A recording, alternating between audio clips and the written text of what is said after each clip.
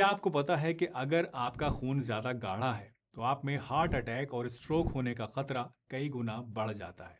जी हाँ, ये बिल्कुल सच है। गाढ़ा खून आपकी बॉडी के ब्लड सर्कुलेशन को स्लो कर सकता है और इसकी वजह से नसों में क्लॉट्स बनकर कई खतरनाक कंडीशंस पैदा हो सकती हैं। दोस्तों, ब्लड थिनिंग का मतलब ये नहीं होता है कि आपका ब्लड जो है वो पानी की तरह पतला हो जाए, बल्कि इसका मतलब ये होता है कि आपका ब्लड पूरी की पूरी बॉडी में स्मूथली फ्लो करे और इसमें क्लॉट्स बनने का रिस्क और ब्लॉकेज होने का खतरा कम हो जाए। तो आज के इस वीडियो में हम 7 ऐसी चीज़ों के बारे में जानेंगे जो कि खून को पतला करके नसों में क्लॉट बनने के रिस्क को कम करती हैं। सबसे पहले समझते हैं कि खून को पतला रखना क्यों ज़रूरी होता है। देखिए, खून हमारी नसों में 24 घंटे दौड़ता रहता है और जब तक ये सर्कुलेशन होता रहता है तब तक हमारी बॉडी के ऑर्गन्स को ऑक्सीजन और न्यूट्रिशन मिलता रहता है, जिससे कि वो जिंदा रहते हैं। अब ये ब्लड वेसल्स जो हैं ये एक पाइप की तरह होती हैं और कहीं पर मोटी होती हैं और कहीं पर बिल्कुल बाल की तरह पतली होती हैं। तो जाहिर सी बात है कि अगर खून पतला होगा तो इन पाइप नुमा नसों में, चाहे वो मोटी हो चाहे वो पतली हो, आसानी से फ्लो करता रहेगा। लेकिन अगर ये गाढ़ा होगा तो इसका फ्लो जो है वो उतना स्मूथ नहीं रह पाएगा और बारीक नसों में ये दिक्कत करेगा। और कहीं ना कहीं इसकी वजह से खून में क्लॉट्स बनने का और ब्लॉकेज होने का रिस्क भी बढ़ जाएगा। आपने सुना होगा कि कई बार डॉक्टर्स मरीजों को एस्पिरिन और दूसरी इस तरह की दवाइयां देते हैं ताकि उनका खून पतला रहे और क्लॉटिंग होने का रिस्क कम हो जाए। ये दवाएं दरअसल एज अ प्रिवेंटिव मेजर दी जाती हैं ताकि उन लोगों में जिनमें ब्लॉकेज होने का रिस्क ज़्यादा है उनमें इसे अवॉइड किया जा सके। दोस्तों, ब्लड थिनिंग सिर्फ एक कॉन्सेप्ट नहीं बल्कि एक लाइफ सेविंग प्रोसेस है। इससे स्ट्रोक और हार्ट अटैक का रिस्क काफ़ी ज़्यादा कम हो जाता है।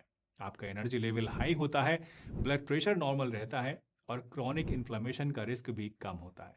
बट बड़ा सवाल यह है कि आखिर खून को पतला करने के लिए हमें करना क्या पड़ेगा। तो इसके लिए आपके पास दो तरीके होते हैं। पहला है दवाओं के जरिए, जो कि सीवियर केसेस में डॉक्टर्स द्वारा दी जाती हैं, और दूसरा है अपने खाने पीने में ऐसी चीज़ों को शामिल करके जो कि नेचुरली खून को पतला रखती हैं।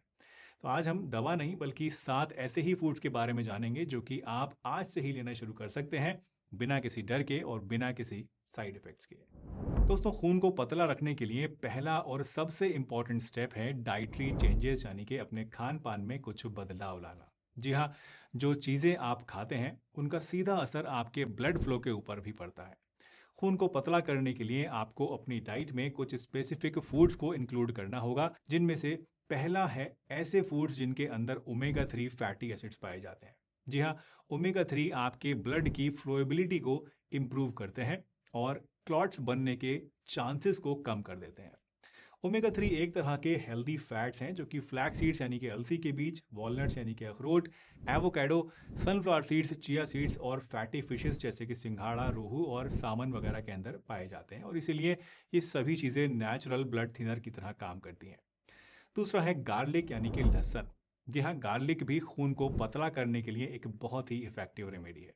ये नसों में क्लॉटिंग को प्रिवेंट करता है, इन्फ्लामेशन को रोकता है, कोलेस्ट्रॉल को घटाता है और नसों को अंदर से साफ रखता है।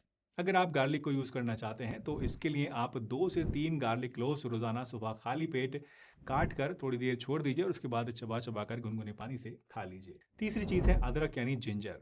अदरक को आप पानी में उबाल कर इसका पानी पी सकते हैं या फिर खाने के साथ इसका एक छोटा सा टुकड़ा कद्दूकस करके सलाद या फिर ड्रेसिंग के तौर पर डालकर खा सकते हैं। अदरक में सैलिसाइलेट्स होते हैं जो कि ब्लड थिनिंग के लिए काफ़ी ज़्यादा इफेक्टिव है। चौथी चीज़ है हल्दी यानी कि टर्मरिक। हल्दी में करक्यूमिन होता है, आप सभी लोग जानते हैं, जो कि एक नेचुरल एंटी इन्फ्लामेटरी एजेंट है। ये न सिर्फ आपके ब्लड को पतला करता है बल्कि आपकी इम्यूनिटी को भी बूस्ट करता है और नसों में इन्फ्लेमेशन भी घटाता है। हल्दी को as a home remedy use करने के लिए आप थोड़ी सी कच्ची हल्दी ले लीजिए और इसे पानी में उबाल कर इसमें एक चुटकी काली मिर्च डालकर रोज़ रात को सोते समय पी लीजिए।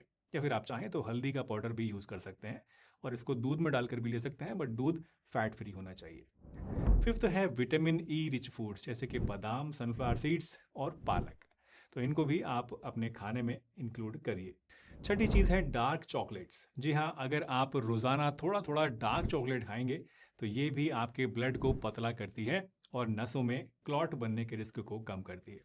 डार्क चॉकलेट में दरअसल फ्लैवोनॉइड्स होते हैं जो कि न सिर्फ सर्कुलेशन इंप्रूव करते हैं बल्कि आपकी हार्ट के लिए भी काफ़ी ज़्यादा बेनिफिशियल है। बस ध्यान रखिएगा कि कम से कम 75% कोको वाला चॉकलेट आपको इस्तेमाल करना है और उसके अंदर शुगर नहीं होनी चाहिए।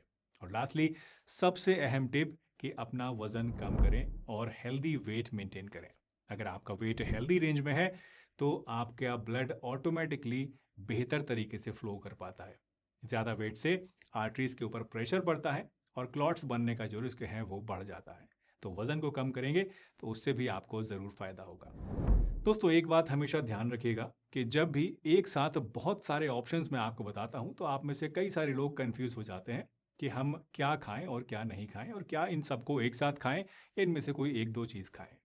तो देखिए मैं आपको इतने सारे अलग अलग ऑप्शंस दोस्तों इसलिए देता हूं ताकि आपके पास बहुत सारे ऑप्शंस हो जाएं, आप एक ही चीज़ पे डिपेंड ना रहें। ये मैं इसलिए भी बताता हूं ताकि आप अपने हिसाब से, अवेलेबिलिटी के हिसाब से या अपने शौक के हिसाब से कोई भी एक या दो चीज़ अपने डाइट में इंक्लूड कर पाएं।